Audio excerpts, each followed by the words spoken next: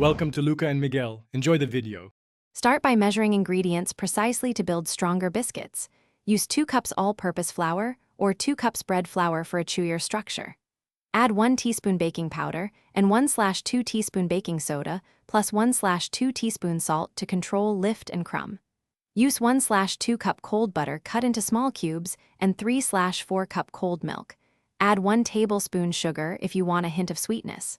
For more strength, stir in 1 tablespoon Vital wheat gluten per cup. Combine flour and leaveners, then cut 1/2 cup cold butter into the flour until pea-sized pieces remain to create steam pockets.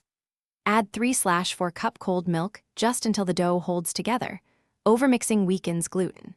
Turn the dough onto a floured board, gently press to a 3/4 inch thickness, fold into thirds, and repeat only 3 to 4 times to create layers without overworking. Chill the dough 30 minutes before cutting to firm butter and improve lift during baking.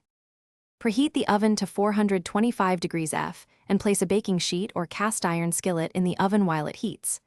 Cut biscuits with a 2-inch cutter, press straight down without twisting, and transfer to the hot surface. Spacing helps even heat. Bake for 12 to 15 minutes until golden brown. Do not open the oven in the first 10 minutes.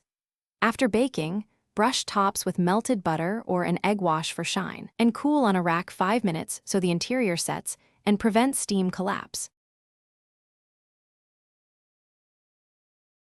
Thanks for watching and please subscribe. It's the best investment you'll ever make.